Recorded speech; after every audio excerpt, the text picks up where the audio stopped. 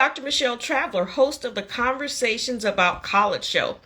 Welcome to the 70th episode of Conversations About College. This show is basically to inspire college students, potential college students to graduate. So we feature successful college graduates and professionals on the show to inspire you to share their story of how they overcame challenges. So tonight I have Dr. Donna Tannehill that will be joining me. But before we bring her on, I wanted to share with you that I have a 4-week online college success course at the educationplug.com. So if you or yourself or you know someone who may benefit from that information, helping you put tools in your toolbox. It looks like I have my guest online without issue. Sometimes when it is a live show, it kind of gives you a little hiccup. Hi, Donna. How are you? Good, how are you? I am well. I'm glad we connected without issue tonight. Thank you for joining me. Me too, thanks. Good to be here. Great, great. Great. So before we get started, can I have you introduce yourself and tell the audience a little bit about yourself? And just keep in mind that we probably have a few guests tonight live, but most people will see this in a recording. So just wanted to remind you of that. Okay, sure, no problem. And thanks for this opportunity. Yeah, my name is Donna Tannehill, and I am currently the mathematics faculty chair at Rio Salado College. I started that role in August of last year. Prior to that, I was the math chair at Scottsdale Community College and a mathematics instructor there for many years. I was there for 16 years.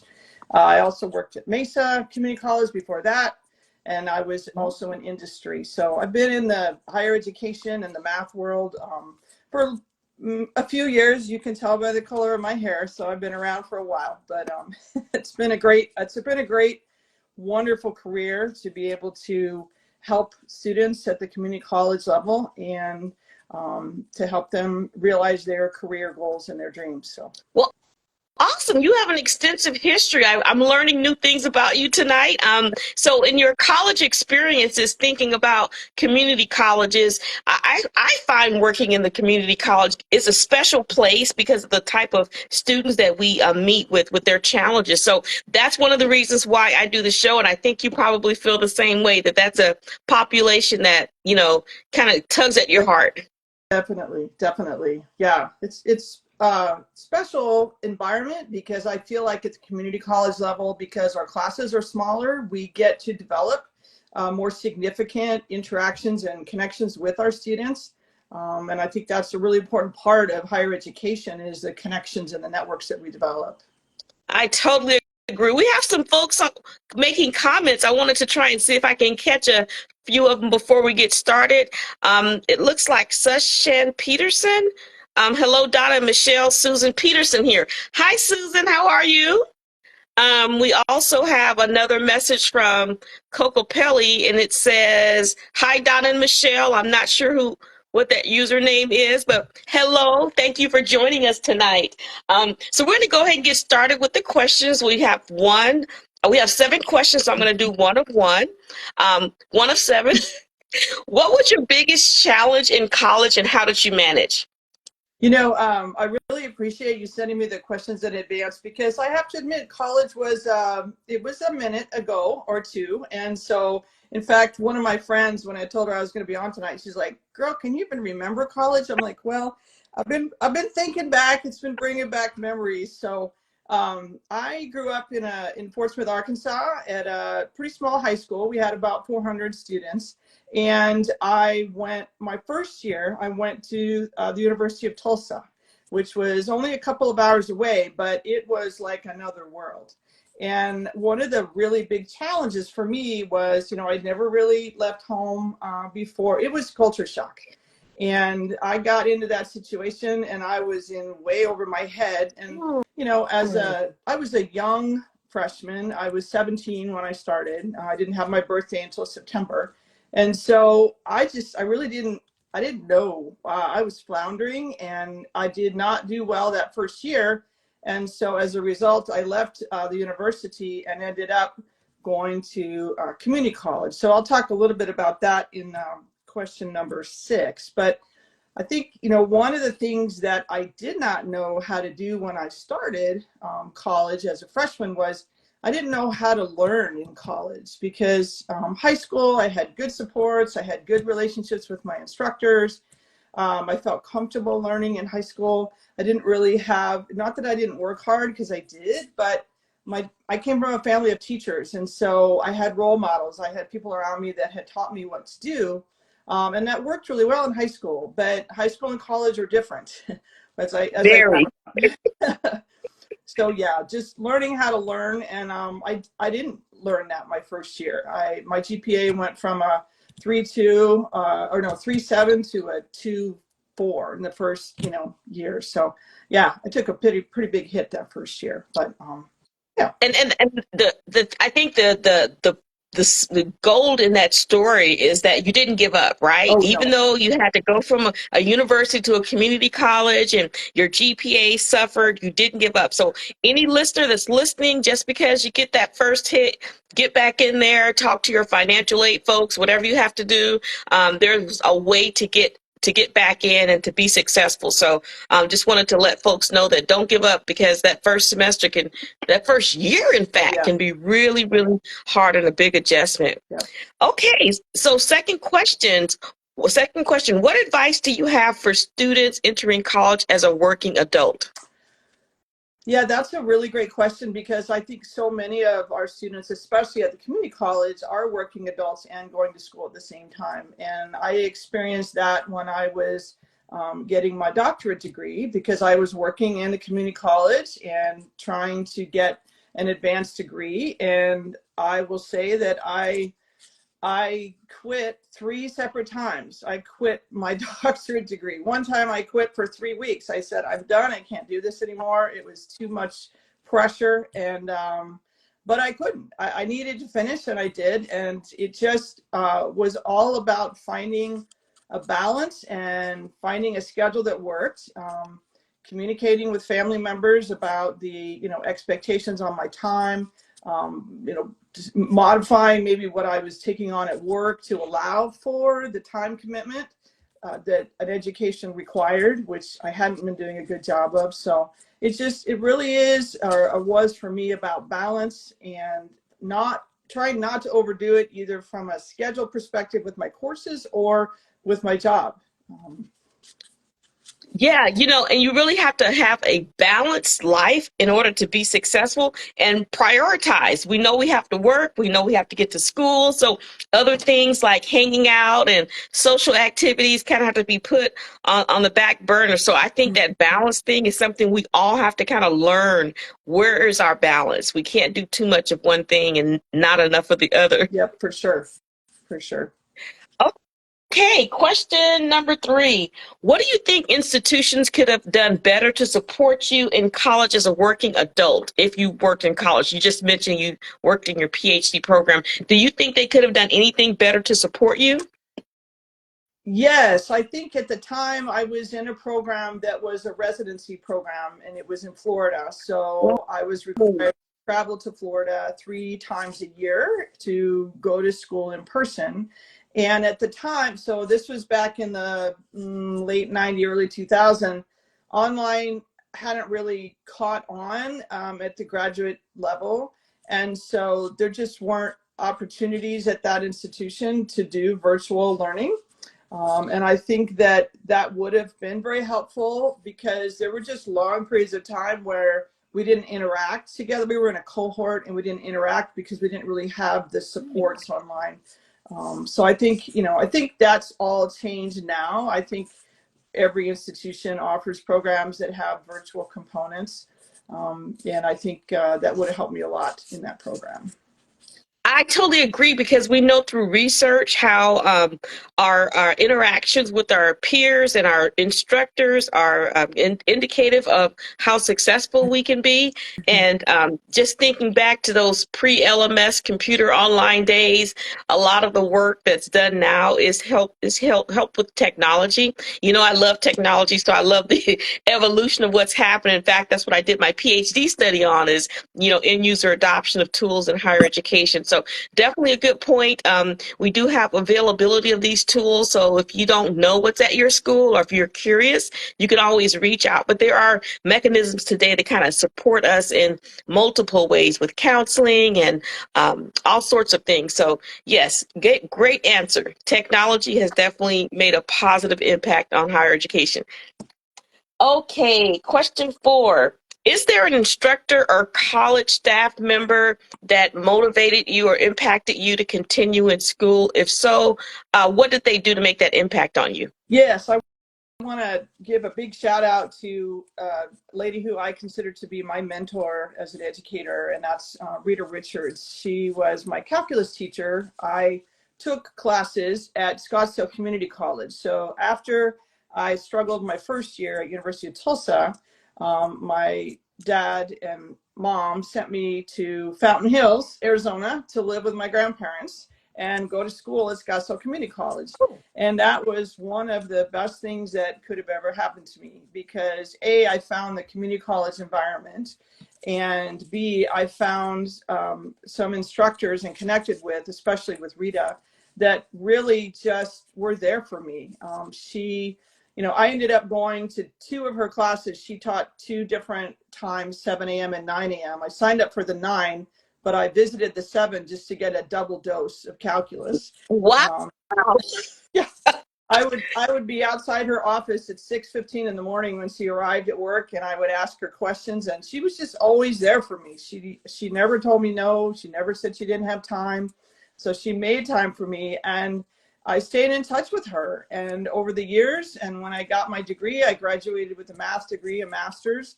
I reconnected with her, and she's like, "Hey, we have you should apply." And I did, and I got it. So I came to Maricopa when I was 25. Yeah. Wow. Wow. So you basically had an instructor that encouraged you not only to continue in school, but help you basically start a career in the higher education field. Yes, absolutely. Yeah. Oh, it's so wonderful. We started, I think, about the same age. I started at 25 or 26 Okay. and, been to different colleges. So we have similar experiences with the community college system that we work in. So glad to have you as a colleague, Donna. Absolutely. Absolutely. Okay, question. I think I'm doing these in order. If I go out of order, then just help me jump around. I'm looking at it on my board, and usually I have the board in front Okay. of me and on my computer. Okay, so question. This will be 5 of 7. If anything, what would you have done differently along your college journey?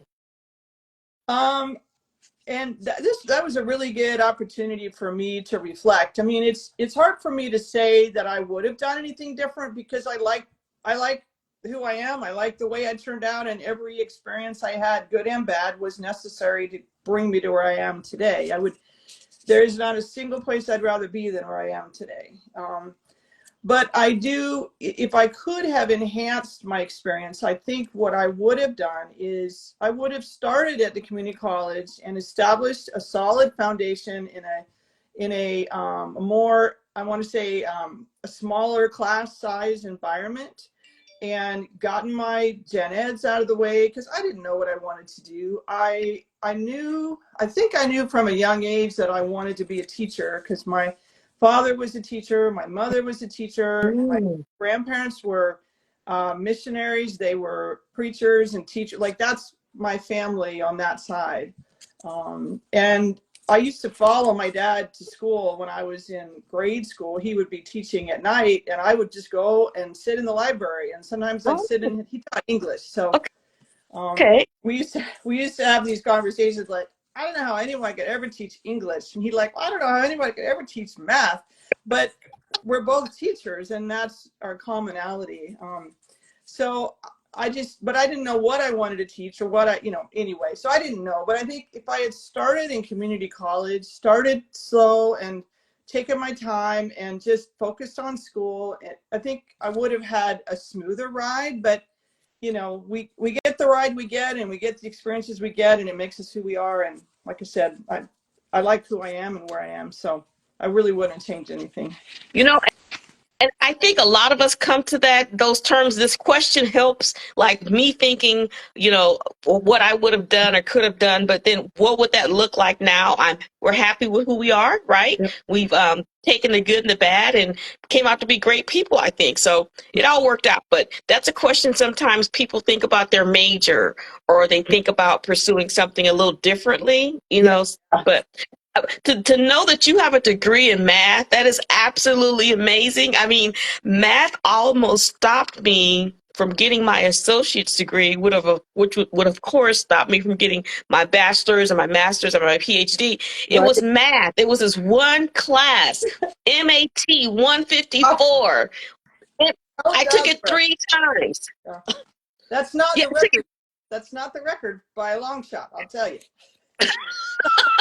So I was so persistent because I knew I couldn't get my degree, and I was a single parent. I had kids, and I quit a full-time job, and everything was hinging on this plane jumping off and everything working a certain way. But I actually had to take that class 3 times, and I think about the last time it clicked. Mm-hmm. It was like, what is wrong with you? This is easy. The last time it was so easy because I think it was an anxiety. Sure. Do you run into students that have math anxiety? Oh, I've had many tears in my classrooms. Yeah, math anxiety is real, and it's and I suffered from it myself, which is why I feel like I was able to connect with those students, because I was never one of these people that just got math. It just I don't sit around and do math for fun. I mean, it's something that I really had to work at and to understand how to learn it, and that's one of the things that community college and my experience with Rita taught me how to learn math. So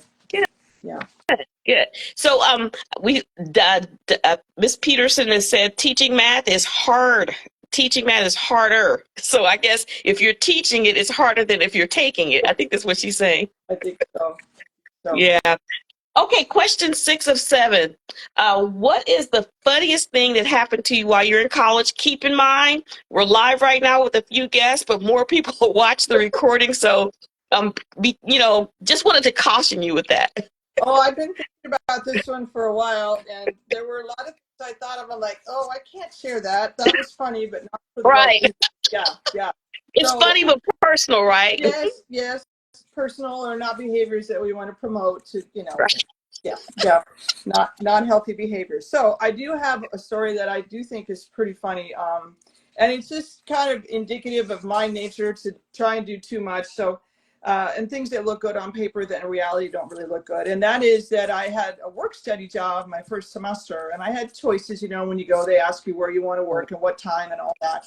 Yeah. And I saw a job at the front desk of my dormitory that was from midnight to 5 a.m.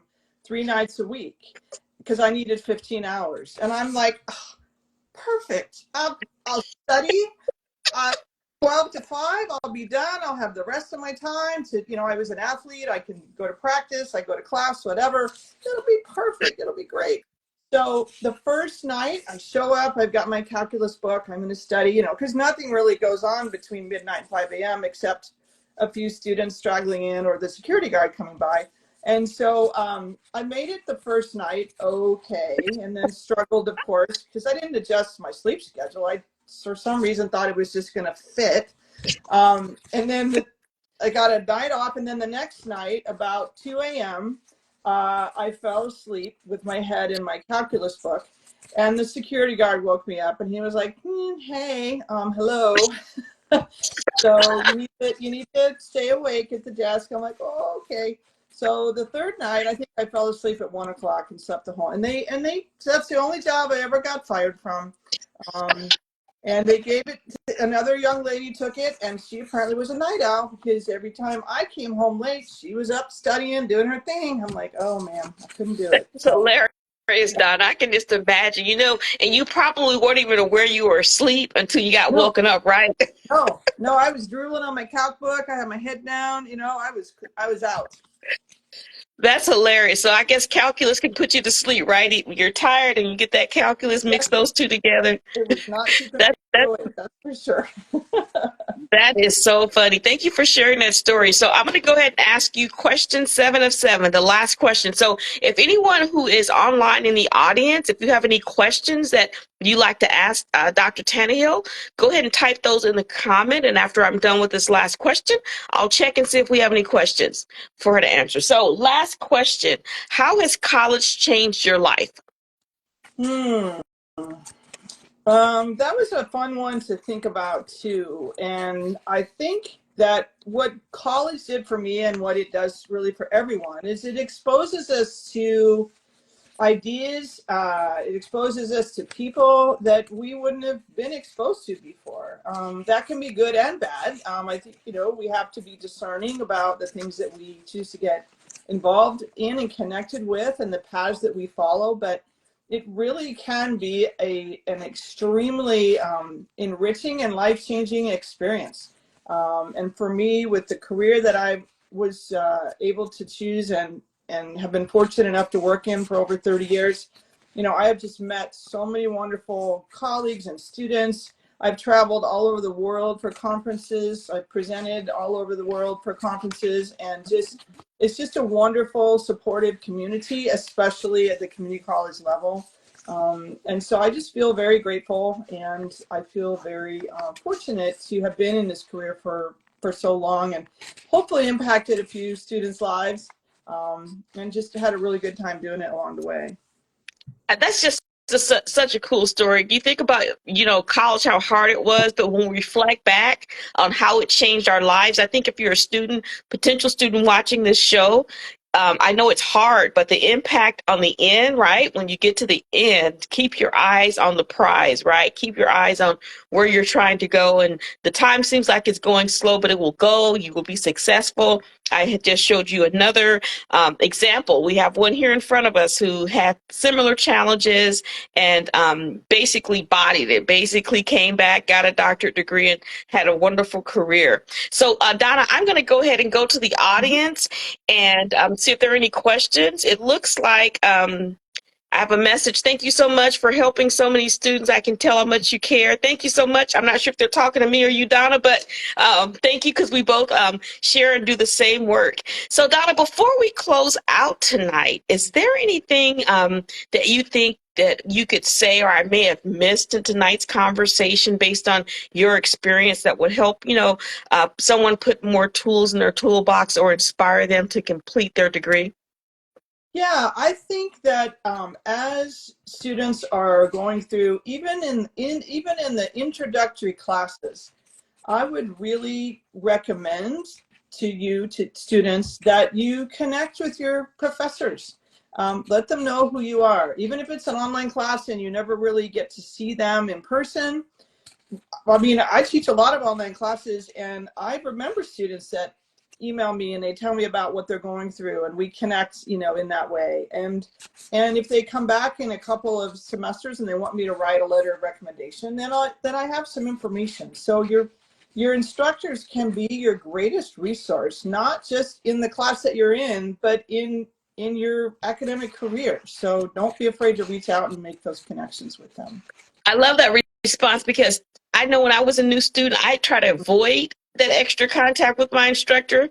I was embarrassed, that I didn't know or understand things. So just meet them at their office hours. If you have a question, email them. And I would even suggest the first semester or first week of class, email your instructor a message introducing yourself, telling them about you, because these scholarships that come up to help you get through college, they're going to require letters of references. And you want someone to remember you, to know you, so you can easily, send a message over, send them that link. We don't realize how we're really here to help you as educators, and we're not scary folks, right, Donna? Right. Okay.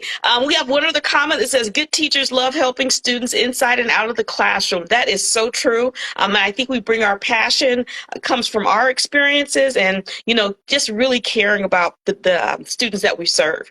So, Donna, I want to thank you for being my guest on the 70th episode of Conversations About College. And I want to thank you for joining me tonight. Thank you so much for having me. I appreciate it. Thank you. Well, Guys, that concludes the 70th episode of Conversations About College. I will be on next week with Dr. Kelly Green. So join me next Wednesday, April 17th at 9 p.m. Eastern. Thank you. Bye-bye.